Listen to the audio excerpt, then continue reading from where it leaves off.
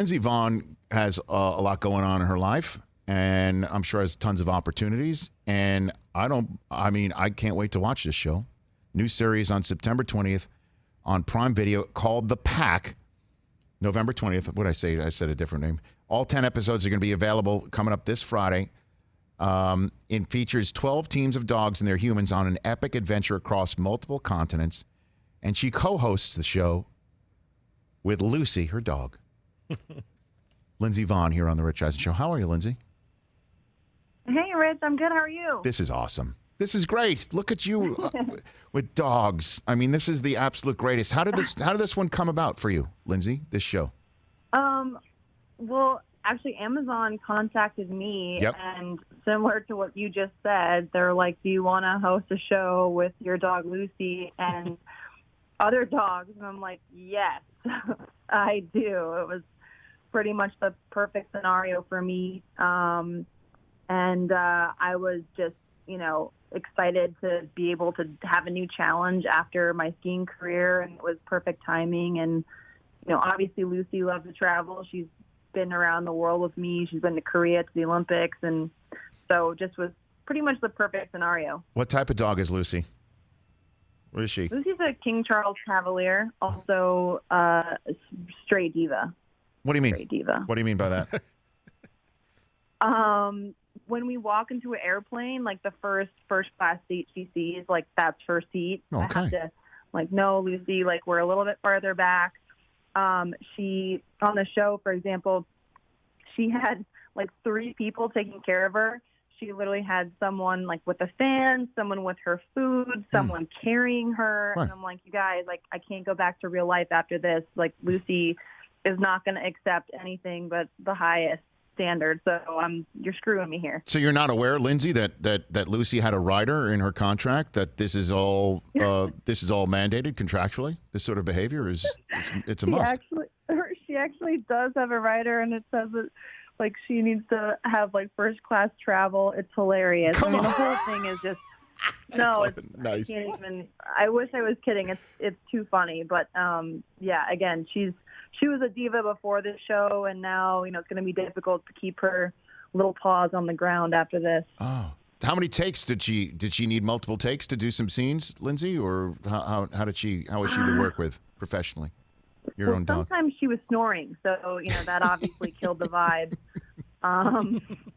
But most of the time, she likes being the center of attention. So anytime the camera is actually on, she perks up and is right. Ready to go. So she's pretty perfect. I mean, I should be careful because she's going to take my job here pretty soon. Look out. Lindsey Vonn here on The Rich Eisen Show. What is the show? What is the competition actually about in the show? It's a global competition show. So we travel around the world, and in each country, the dogs and their partners have different challenges. And it's pretty incredible because, some of the dogs are, well, actually all of them are just, normal dogs that, a family with kids has. A Duchess is a black lab, and just your typical black lab, but they're put in these situations, and they're they had a 3-month orientation, and they can do some pretty incredible things. And I can tell you for 100% certainty that Lucy and I would have failed miserably at all of these challenges. But the dogs on the show are truly incredible, and at every different country we had different challenges. And I thought that the dogs couldn't get smarter, but I was wrong. Every time they improved, and it was cool to see. I love it. Looks like a lot of rescues too. Part of the crew here. Yes. You know, I love that. There were a lot, and we also had a huge charity component. In each country, we donated medical supplies or money or infrastructure to different charitable organizations. So that was a big thing for me, and I think one of the most rewarding parts of the show was that. And then also the winner gives $250,000 to the charity of their choice. So pretty amazing show from the charity perspective. And it premieres this Friday. All 10 episodes will be available this Friday. The Amazon original series, The Pack, right here on The Rich Eisen Show. So when was the last time you were on skis at all, like recreationally or anything? How often do you do that? Actually, for the show, we went to Switzerland. Okay. That was the last time I was on skis. But, It's still pretty painful. I haven't really found a way to ski without pain yet. I kind of thought after I retired it would be a little bit easier, but it's not. So I'm just kind of looking to ski with my family this year, maybe get a couple days in, and hopefully it's not as bad. But I'm not going to be. There's going to be no comebacks anytime soon. That's for sure. No, my wife has been trying to get me on skis for years because my kids have been skiing since pretty much birth. And my wife is expert at it. She's terrific at it. Like she can take videos. She can take videos of my kids skiing backwards. You know what I'm saying? And here I am at age. You on that. No, I'll be honest. Here I am at age 51. I have trouble stopping, Lindsay. You know what I mean? I have trouble I'm doing the pizza right down a mountain. Why do you need to stop? Well, it does seem to me when you're down heading towards the bottom of the mountain, at some point there must be some stopping. And eventually, yes, you're right. I might have actually told you this when we were in a break during some of the shooting for Shark Week, as we were sitting together a couple of years ago, shooting some of that Shark Week stuff. I'm better at the apres ski, much better at that. I'm really getting the swing of that as well. I think that's a much better route to take for both of us. So what is your apres ski of choice? What is that? Hot toddies are great. Okay. It's always going to brighten your day, no matter what. You're cold. I'm always cold, so right. and I hate the cold. So that's really the perfect drink. No, I hear you. Of choice for me. No, I hear you. But what if then once you get tired, then you go for the Red Bull vodkas after that. Right. See, now this is what we're talking about here. See, I don't ever go outside, so I go straight for the smoothie to start. I'll be very honest, and then I do the red wine. I go right to the red wine because it's 5 o'clock somewhere. That's pretty much what I do. But you should have Glühwein instead. The red wine will make you tired. So I'd go for the Glühwein at least to keep you warm. Okay, go for the what? Oh, the hot wine. I've never heard. There's hot. Oh. It's like it's a European drink, and I don't know if they have it in the U.S. I guess they should, but it's basically a hot wine, and they put like a little bit of like sugar and spice to it, and everyone in Europe has it all winter long. It's probably the best thing ever made. Oh my God! But yeah, you can make it if you go online. You can definitely find out how to make it. You just heat it up, put some. I think it's like orange slice in it, and some sugar and spice and everything nice. Look at you stepping up my après ski game. Look at this. I got to go on vacation now. now. You got to really step it up. I don't know when the hell I'm going to do that. Stick with me, Rich. Okay, I Lindsay. won't do you wrong. I will do that. One last thing, too, is when people ask you to take a selfie, do you remember any of them? If somebody tells you, hey, we took a selfie, or are you just kind about it? I mean, what's your the reason why I ask you is my audio executive sound engineer here has taken a selfie with you. Would you remember if the circumstances were brought up, Lindsay, or no? I